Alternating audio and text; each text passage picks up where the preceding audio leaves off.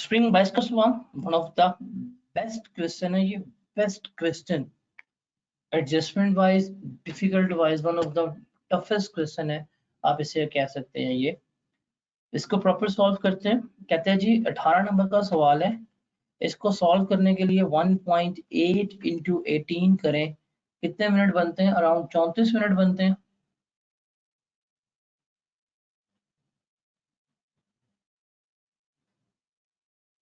Thirty five के around time बनता है, जो आप 30+ मिनट्स हैं जो आपने इसमें क्या करना है, टू बी एग्जैक्ट 33 मिनट्स हैं जिसमें आपने इस सवाल को सॉल्व करना है। अब इस सवाल में उसने क्या किया है, इस सवाल में उसने खुद कह दिया है कि आपने मिनिमम टैक्स को इग्नोर करना है, नहीं लगाना, और आपने जितनी भी चीजें एग्जेम्प्ट हैं, एक्सक्लूड हैं या डिस अलाउ हैं उनको शो करना है। अब इसने खुद कह दिया ना, अब मैं मिनिमम टैक्स के बारे में सोचूंगा ही नहीं। अदरवाइज अगर मैं बिजनेस का सवाल कर रहा हूँ और उसमें टर्नओवर जो है वो अगर 100 मिलियन से ऊपर निकल गया तो मुझे मिनिमम टैक्स जो है उसको सोचना पड़ेगा। अब इसने खुद मेंशन कर दिया है, अब मिनिमम टैक्स नहीं।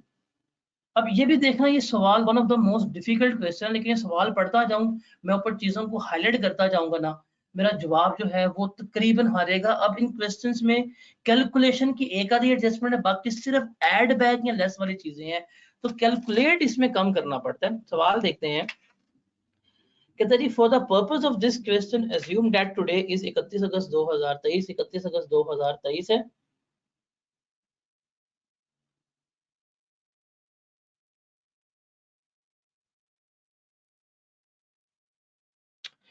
कहते जी Akash Kumar owns an industrial undertaking under the name and style of Premji को पीजीसी, ठीक है, which is engaged in the business of manufacturing of fast moving consumer goods FMCGs, third schedule retail, इसमें लाजी पूछी होगी उसने।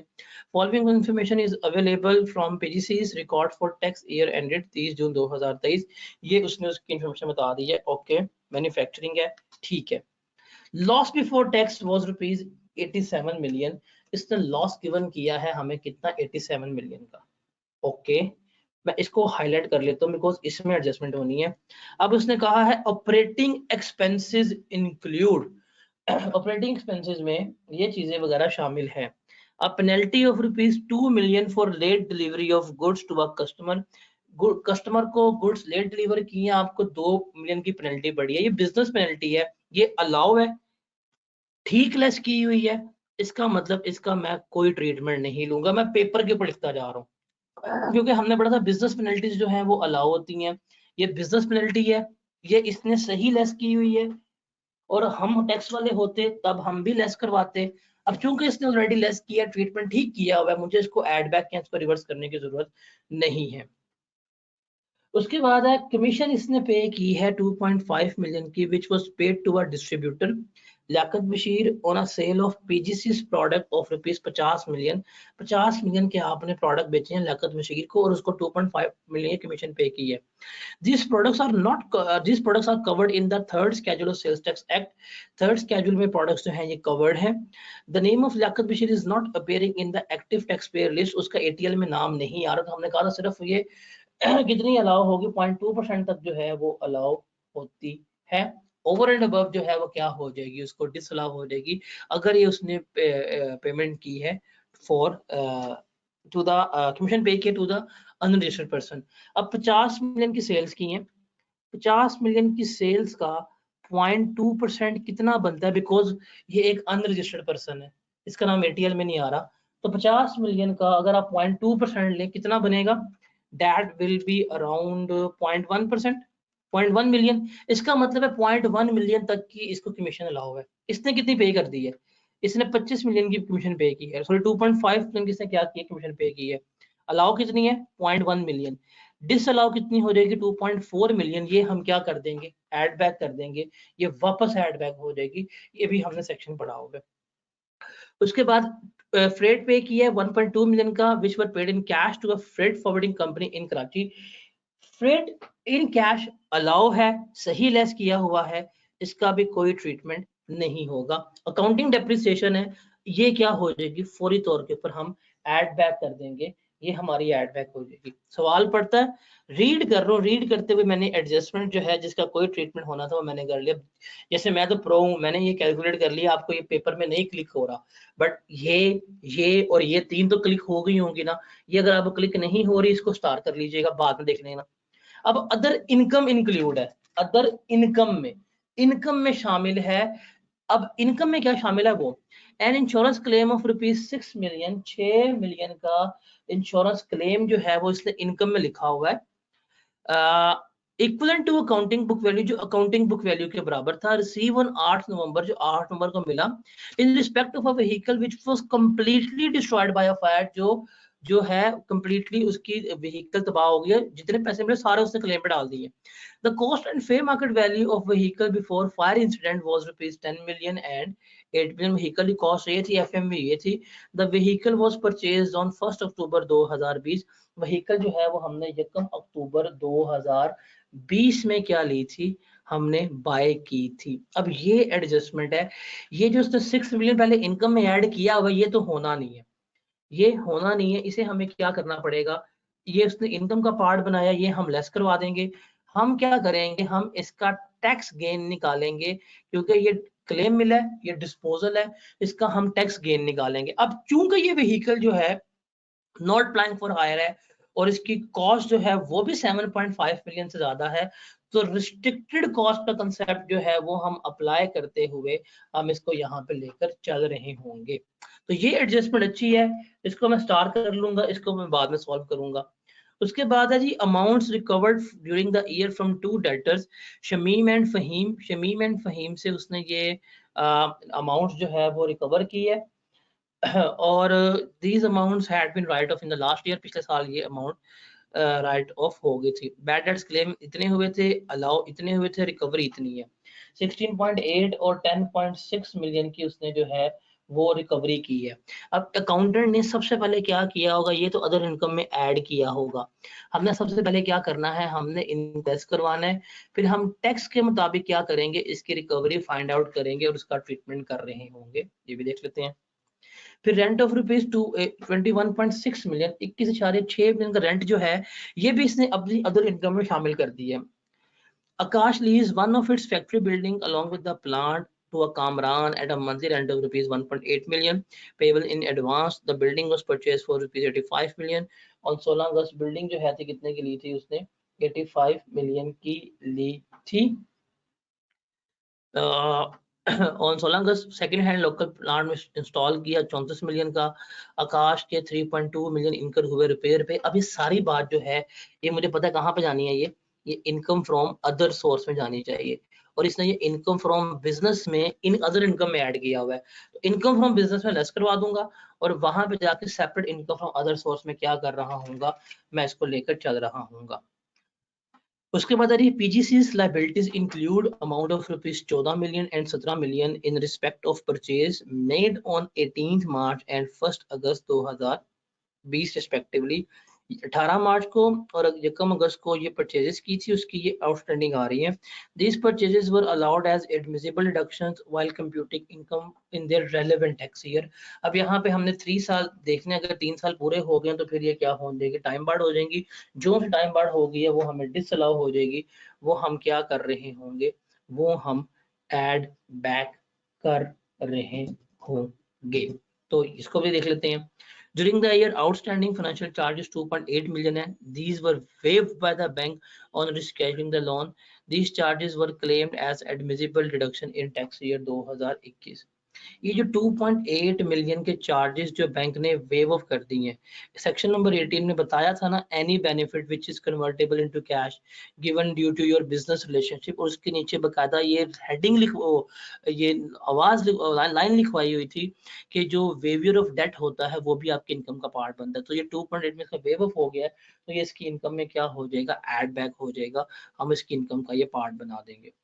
उसके बाद है जी tax depreciation on all fix assets जो है 48 मिलियन है, अदर देन जो आपने लीज आउट की हैं। तो 48 मिलियन का डिप्रिसिएशन है, ये हम क्या करवा लेंगे, लेस करवा लेंगे। अदर इन्फॉर्मेशन में कहते हैं जी 15 अगस्त को आकाश ने एंटर्ड हुआ inter derivative contract for the purchase of gold. Gold का उसने जो है वो क्या किया है, कॉन्ट्रैक्ट किया है आकाश ने। The contract was to expired on 15 November, contract इस तरह एक्सपायर होना था।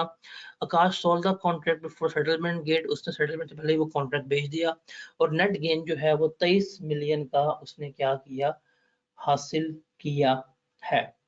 तो ये इनकम फ्रॉम स्पेकुलेटिव बिजनेस जो है वो इसकी क्या होगी, कंसीडर हो जाएगी। स्पेकुलेटिव बिजनेस इसकी ये यहाँ पे कंसीडर हम कर रहे होंगे, ठीक है। तो ऊपर नॉन स्पेकुलेटिव बिजनेस है, नीचे स्पेकुलेटिव बिजनेस है। अच्छा सवाल है।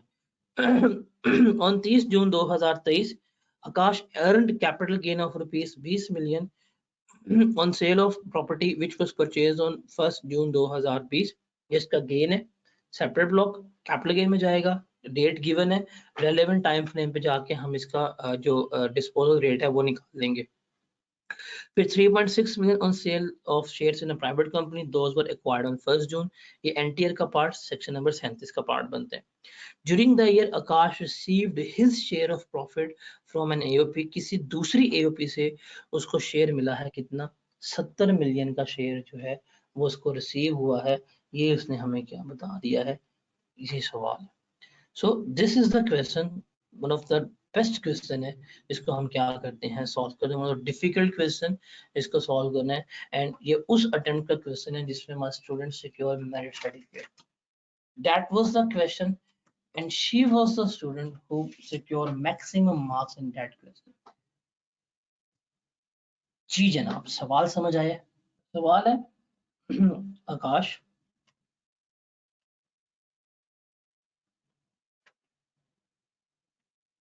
रिक्वायरमेंट है इसकी कंप्यूटेशन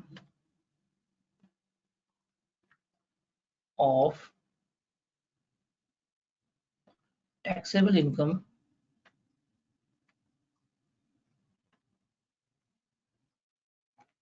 एंड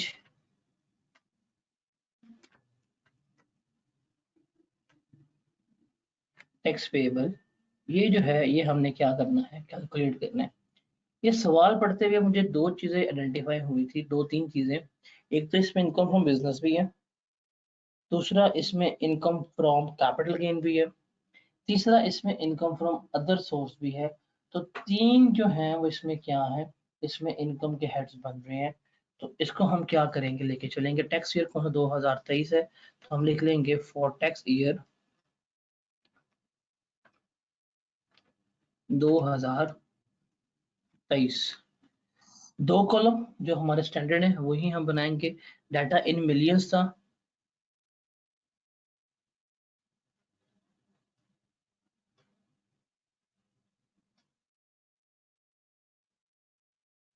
रुपीस, यहाँ भी आ जाएगा रुपीस, और ये हम ले लेंगे इन मिलियन। इन मिलियन इसको हम लेके चलेंगे। सवाल में लॉस था और इनकम फ्रॉम बिजनेस था। अब इनकम फ्रॉम बिजनेस मुझे मुश्किल लग रहा है, बड़ी एडजस्टमेंट्स है। बाकी चीजें आसान है, मैं पहले बाकी हेड्स लिख लूँ, बाकी हेड्स लिख लूंगा, उसमें से मेरे नंबर आ जाएंगे। अगर मैं इसकी मार्किंग स्कीम में जाऊंगा ना, तो मार्किंग स्कीम में अदर सोर्स के 3 नंबर होंगे, आप जाकर इसको वेरीफाई कर सकते हैं। कैपिटल गेन के 2 नंबर होंगे। तो ये 2-3 नंबरों के है, 18 नंबर का सवाल है। तो मैं रेदर देन बिजनेस पे सर मारूं और इसको पकड़ना शुरू करूं, रोऊं नहीं मैंने पहले बिजनेस करना है, नहीं मैंने पहले बिजनेस करना है, मुझे नहीं पता, मैं वहां पर एक कैब पे हॉल में बैठ जाऊं, चेयर से उठ के जमीन पे लेटूं, रोना शुरू करो, टांगे मार मार, नहीं मुझे पहले बिजनेस करना है, मुझे पहले बिजनेस करना है। फजूल काम है ये, ऐसा नहीं करना। मुझे लग रहा है पता कि यार इसमें तो कैपिटल गेन स्ट्रेट फॉरवर्ड है, अदर सोर्स जो है वो स्ट्रेट फॉरवर्ड है, तो क्यों ना हम पहले वहां पे जाएं। अब कैपिटल गेन की कोई कैलकुलेशन नहीं है, मैं पहले कैपिटल गेन लिख लेता हूँ। हम पहले लिख लेते हैं income from capital gain, income from capital gain. अब कैपिटल गेन उसने मुझे बता दिया होगा, उसने मुझे बताया है कि उसने इमूवेबल प्रॉपर्टी बेची है, उसके ऊपर कितना गेन आया है, उसको 20 मिलियन का आया है। तो मैं यहाँ पे लिख लूंगा जी, sale of immovable property, gain on property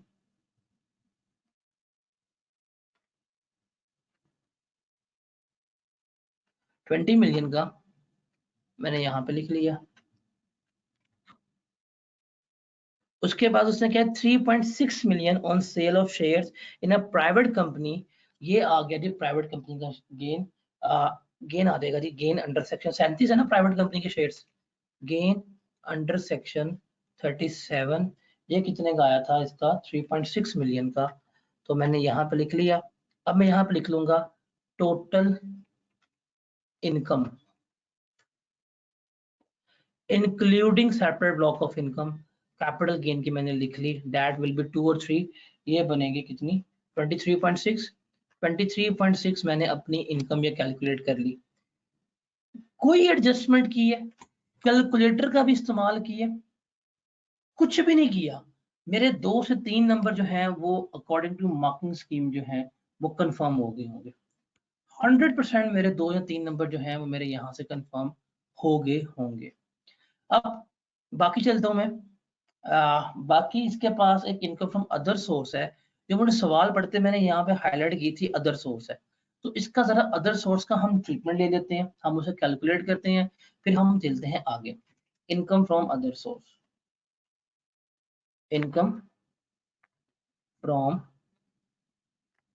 other source. Rent कितना इसने गिवन किया है, उसने कहा जी रेंट 21.6 मिलियन का रिसीव हुआ था। लिख लेता हूं मैं, रेंट कितना था 21.6 मिलियन का था, इसने हमें गिवन कर दिया। देख लेते हैं, रेंट 21.6 मिलियन का है। 1 जुलाई को उसने क्या किया, उसने अपने फैक्ट्री विद प्लांट के साथ क्या की, मंथली रेंट के ऊपर 1.8 मिलियन के हिसाब से दिए। हमने कहा ठीक है 1.8 मैं कंफर्म कर लूंगा, वैसे कोई एडवांस तो नहीं शामिल हुआ बीच में। 1.8 इंटू 12 करें, क्या जवाब आता है?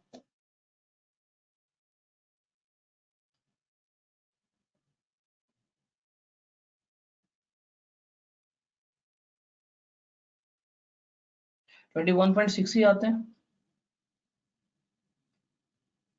इसका मतलब कोई किसी किस्म का एडवांस शामिल नहीं है, ठीक हो गया। बिल्डिंग परचेज की थी 85 मिलियन की 16 अगस्त को, प्लांट इंस्टॉल किया था 34 मिलियन का, तो इनकी डिप्रिसिएशन जो है वो तो आएगी, वो हम क्या करेंगे, हम यहाँ पे ले जाएंगे। और रिपेयर मेंटेनेंस है, वो 3.2 मिलियन की है, वो एक्चुअली आ जाएगी, तो हम ले लेंगे सबसे पहले यहाँ पे रिपेयर 3.2 मिलियन की है, वो हम यहाँ पे एक्चुअल ले जाएंगे। दूसरा हमने क्या करना है, डेप्रिसिएशन, ये 2023 है हमारा। बिल्डिंग हमने ली थी कब, 2000 टैक्स ईयर 2021 में ली थी, तो 85 मिलियन की बिल्डिंग ली, 2021 में डेप्रिशिएट हुई, 2022 में डेप्रिशिएट हुई। इस साल की इसकी ओपनिंग डब्ल्यूडीवी आ जाएगी हमारे पास, कितनी बनेगी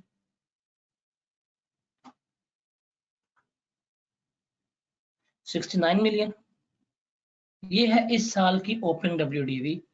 इसका हम 10% लेंगे तो मेरे पास डेप्रिसिएशन फॉर द ईयर आ जाएगी, वो बनेगी हमारी 6.9 मिलियन अराउंड, ये हमारी डेप्रिसिएशन बनेगी बिल्डिंग की। बिल्डिंग हमने ली थी 85 मिलियन की, टैक्स ईयर 2021 में डेप्रिशिएट हुई 10%, तो 90% डब्ल्यूडीवी 22 में हुई, और जो जवाब आएगा वो डब्ल्यूडीवी होगी, उसका 10% लिया, तो मेरे पास कितनी डेप्रिसिएशन आई है फॉर द ईयर 6.9 मिलियन आ रही हूँ। सिमिलरली हम फिर प्लांट की भी क्या लेंगे, डेप्रिसिएशन जो है वो चार्ज करेंगे। प्लांट कब लिए, प्लांट इसने लिया था 1 जुलाई 2022 को, इस साल के शुरू में लिया प्लांट, तो ये तो ठीक है, तो बड़ा सिंपल है, और यूज प्लांट है तो इनिशियल अलाउंस तो मिलेगा नहीं, तो 34 का लेंगे हम 15%, ये आ जाएगा 3 और हाफ 5.2, ये आ जाएगा इसमें से ये। अब हम इसको लेस करेंगे 3.2 लेस 3.2 6.9 5.2, इसका सम करें कितना बनेगा,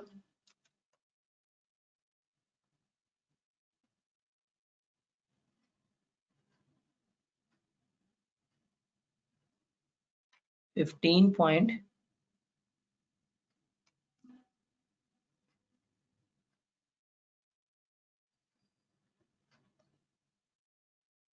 15.3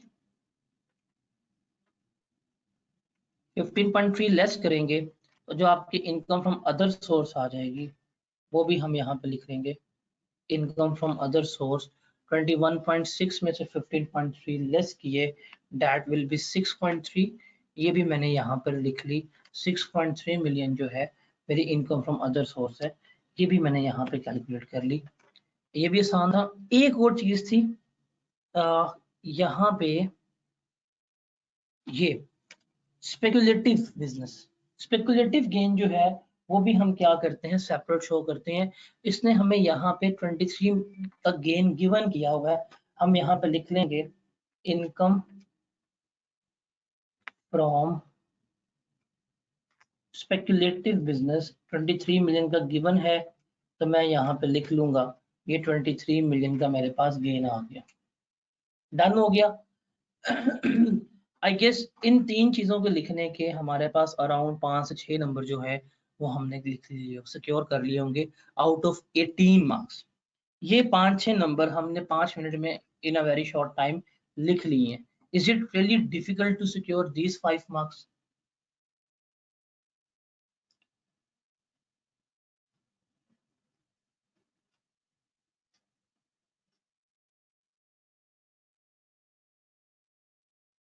अठारह नंबर का सवाल है, इतना बड़ा जिन जितना सवाल है। मेरे ख्याल से अगर मार्किंग स्कीम आपके पास पड़ी हुई है, आपके पास पास्ट पेपर्स की किताब है, तो पास्ट पेपर की किताब में सवाल नंबर 33 या 34वां होगा, उसके एंड पे मार्किंग स्कीम लगी होगी। और मेरे ख्याल से इनके लिखने के 18 में से कोई आपके 6-7 नंबर होंगे, और वो आपने पहले 5 मिनट में 6 मिनट में सिक्योर कर लिए सवाल पढ़ते साथ ही कि यार ये चीज जो है ये ऐसे है। हमने कहा ठीक है। अब एक चीज रह गई है, वो इतना बड़ा जिन जो हमें तंग कर रहा है उसको लिखना है। उसको भी हम क्या कर लेते हैं, कैलकुलेट कर लेते हैं। अब हम यहाँ पे देखते हैं इनकम फ्रॉम बिजनेस, जो नॉन स्पेकुलेटिव गेन है उसकी हम बात करते हैं। यहाँ पे अब हम अपनी कैलकुलेशन शुरू करेंगे इनकम फ्रॉम बिजनेस से।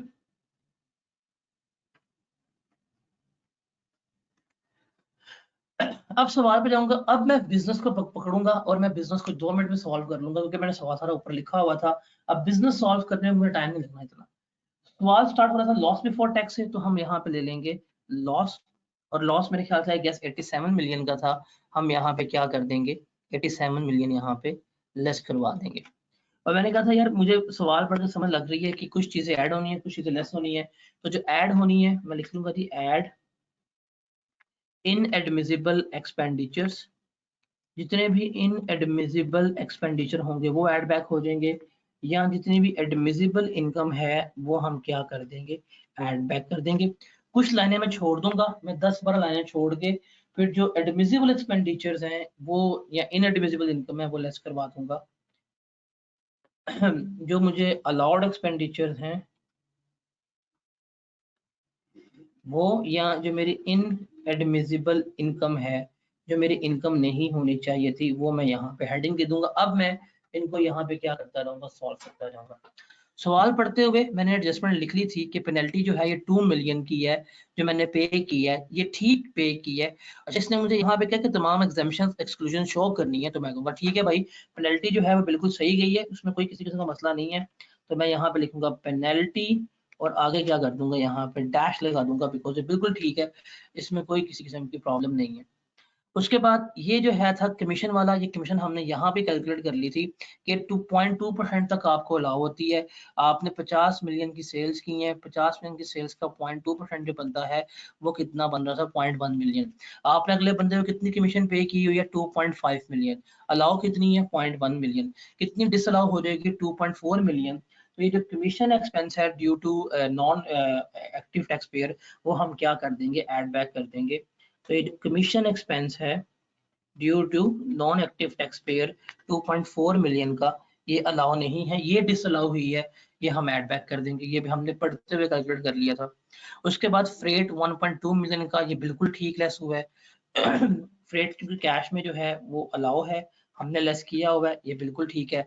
अकाउंटिंग डिप्रिसिएशन से अगले थी, अकाउंटिंग डिप्रिसिएशन हमेशा हमारी क्या होती है, ऐड बैक होती है। तो 40 की जो अकाउंटिंग डिप्रिसिएशन है वो मैंने क्या कर दी, यहाँ पे ऐड बैक कर दी। ये हो गया। ऑपरेटिंग एक्सपेंसेस मेरे पूरे हो गए। वाओ, जस्ट यही थे ऑपरेटिंग एक्सपेंसेस। ओके। अब अदर इनकम में ये उसने शामिल किया हुआ है, इनकम में शामिल किया हुआ है 6 मिलियन, ये तो मैं लेस कराऊंगा। ये जो इंश्योरेंस क्लेम इसको मिला है 6 मिलियन का, ये मुझे क्या करना पड़ेगा, ये मुझे लेस करवाना पड़ेगा, बिकॉज मुझे टैक्स के मुताबिक क्या करना है, मुझे टैक्स के मुताबिक इसका गेन निकालना है। इंश्योरेंस क्लेम 6 मिलियन का था, ये हम करवा देंगे यहाँ पे लेस। बाकी देखते हैं कहानी क्या है। बाकी कहानी है जी, वो व्हीकल थी 10 मिलियन थी, रिस्ट्रिक्टेड कॉस्ट का कंसेप्ट है, इसकी वर्किंग करके निकालना पड़ेगा। अब इसको मैं स्टार्ट करता हूँ, मैं जरा आगे चलता हूँ, आगे जाके मैं रिकवरी शिकवरी सारी देखता हूँ। अमाउंट्स जो बैड डेट्स की रिकवर हुई है वो इसने इनकम में ऐड की हुई है 16.8 और 10.6, ये नहीं होनी चाहिए। तो जो अकाउंटिंग रिकवरी है या जो बैड डेट रिकवर है जो उसने अदर इनकम में लिखा है, वो हम क्या कर देंगे, लेस करवा देंगे। बैड डेट रिकवरी जो है वो हम क्या करवा देंगे, यहाँ पे लेस करवा देंगे 16.8 प्लस 10.6, तो ये 27.4 जो है वो हम यहाँ पे क्या करवा देंगे, लेस करवा देंगे। अकाउंटिंग ट्रीटमेंट हो गया। अब इसका देखते हैं। अब देखें, इसने क्लेम किए थे 19.2 के, इसको अलाउ कितने किए गए हैं, 13.2 के। क्लेम किए थे इसने 19.2 के, अलाउ किए गए हैं इसको 13.2 के। इसे कहा गया कि आपको शमीम से, इसका मतलब क्या हुआ, डिफरेंस लेंगे, इसका डिफरेंस आएगा 6 मिलियन का, कि आपको अराउंड 6 मिलियन की रिकवरी हो जानी है। इस तो कितनी रिकवरी हुई है 16.8 की, तो 16.8 में से अगर 6 लेस करें तो इसको जो 10.8 की इजाफी रिकवरी हुई है, तो ये क्या हो जाएगी, ये इसकी इनकम में हम ऐड बैक कर देंगे, बिकॉज इसका bad debts recover from Shamim है, ये टैक्स गेन आ रहा है, तो हम क्या कर देंगे, हम इसके ऐड बैक कर देंगे, ये इसकी इनकम बन जाएगी। शमीम से अगर मैं देखूं तो इसको कितने रिकवर हुए हैं, इसको 10.8 रिकवर हुए हैं।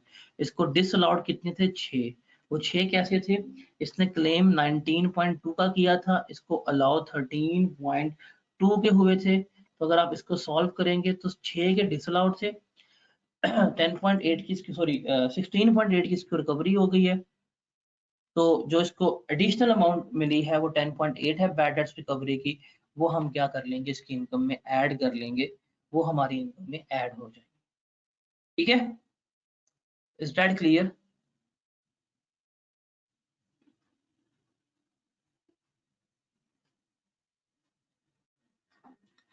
दूसरे हैं फहीम की, अगर आप बात करें तो फहीम ने 28.8 क्लेम किए थे, 14.8 उसको अलाउ किए गए, जो उसको डिस अलाउ किए गए थे वो थे 14 के।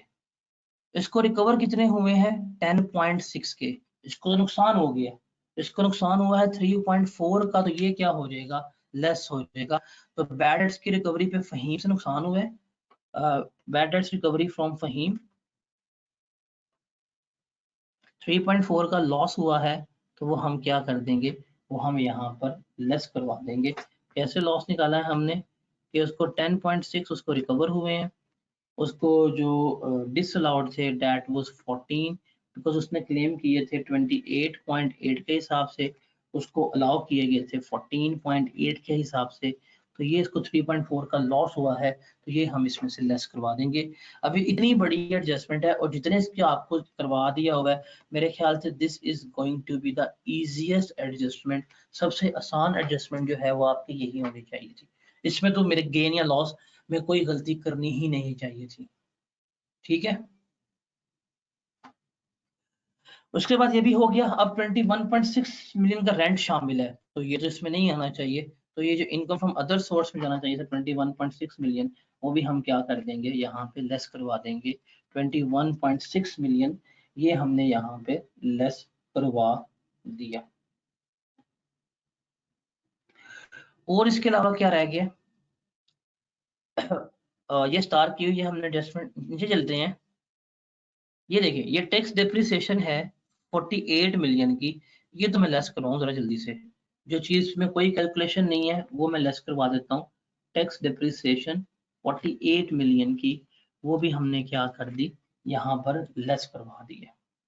और क्या रह गया इसमें से, कहता है जी आउटस्टैंडिंग फाइनेंशियल चार्जेस 2.8 मिलियन थे, ये बैंक ने वेव ऑफ कर दिए हैं। वेव ऑफ का मतलब है ये आपकी इनकम में ऐड बैक होने चाहिए। तो फाइनेंशियल चार्जेस वेव ऑफ जो है वो हम क्या कर देंगे, ऐड बैक कर देंगे। Financial charges wave of 2.8 million के ये क्या हो जाएंगे, इसकी इनकम में ऐड बैक हो जाएंगे। और क्या रह गया, ये वाला पॉइंट भी हो गया।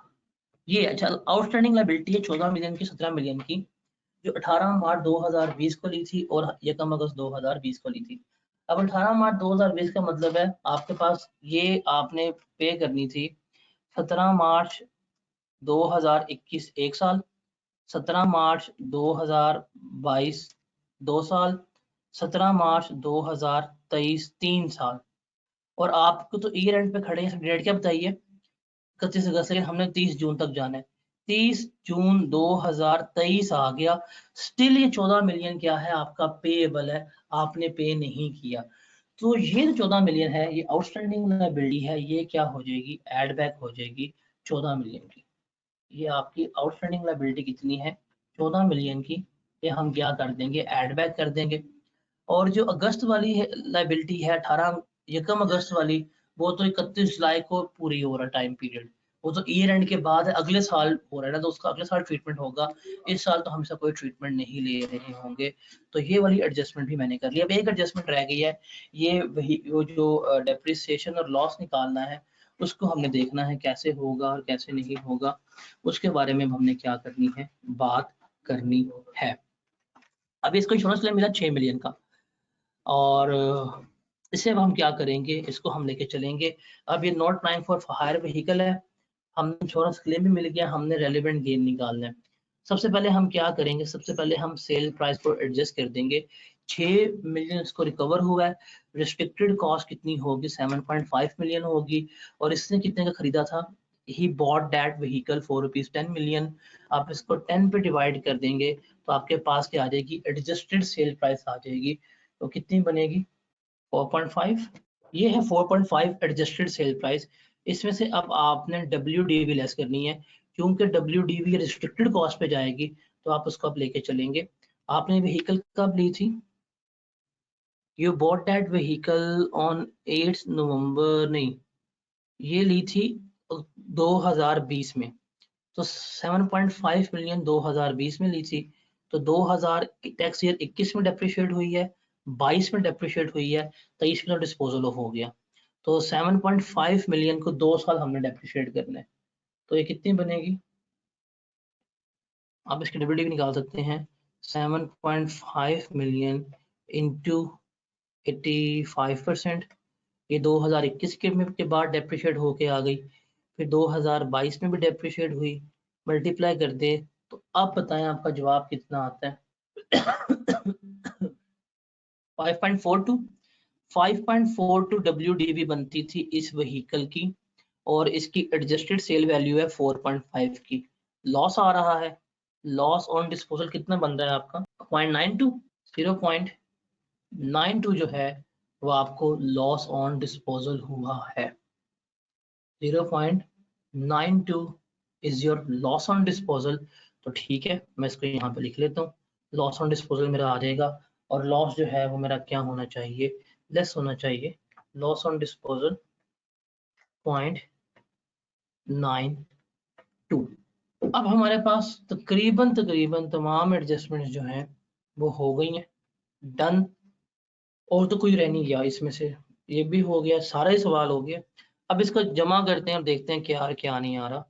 तो ये 2.4 प्लस 40 प्लस 10.8 प्लस 2.8 प्लस 14, इसको जमा करेंगे कितना बनेगा,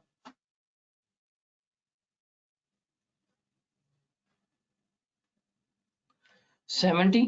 that 70 will be added back. और ये 6 plus 27.4 plus 3.4 plus 21.6 plus 48 plus 0.92, ये कितना बनेगा, 107.32।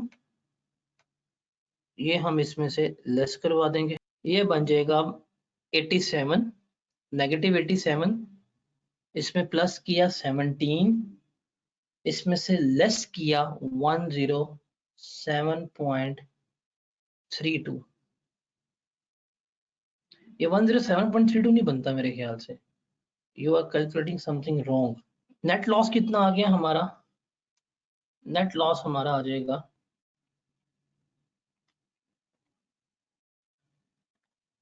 124.32 का ये नेट लॉस आ जाएगा। ये है नॉन स्पेकुलेटिव। नॉन स्पेकुलेटिव में लॉस है, स्पेकुलेटिव में गेन था, तो ये एडजस्ट हो जाएगा। टोटल इनकम फ्रॉम बिजनेस जो आएगी ना हमारी, income from business, because speculative में गेन है, नॉन स्पेकुलेटिव में लॉस है, और वो गेन कितना था? दैट वाज 23 माइनस 124.2, ये बनेगा 1089।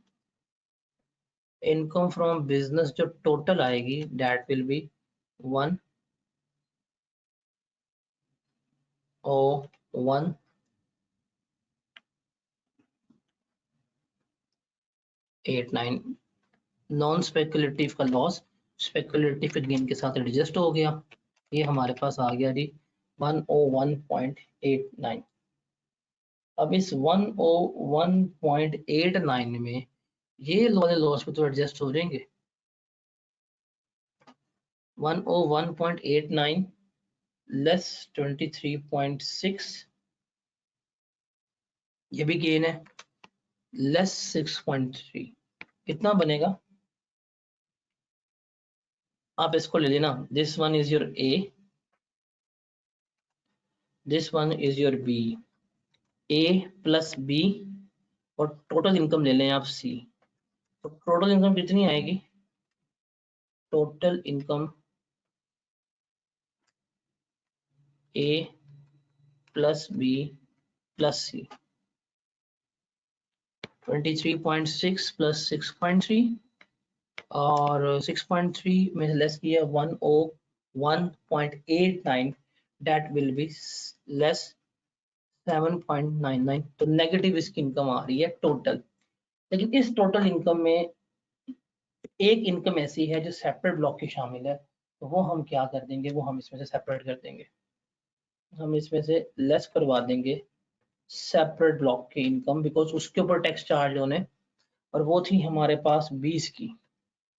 तो 20 की इसकी इनकम लेस करवा देंगे, तो इसका नेट लॉस जो बन रहा होगा, जो इसका टैक्सेबल लॉस है, वो होगा 91.99 का।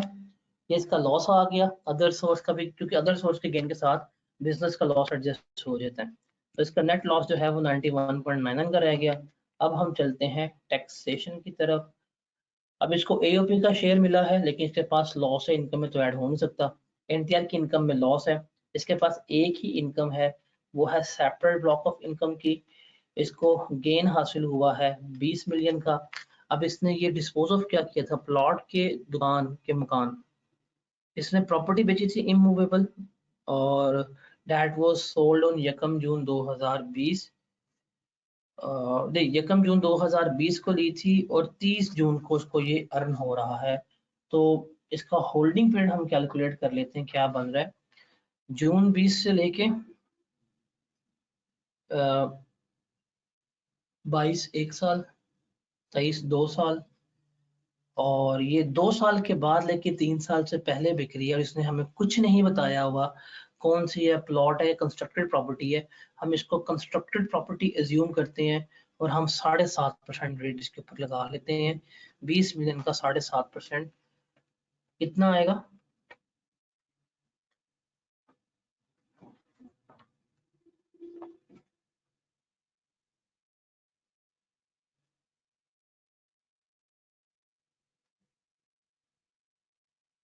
1.5 million.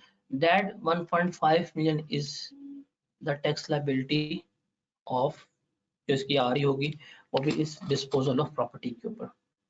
So this was the question. अच्छा सवाल था।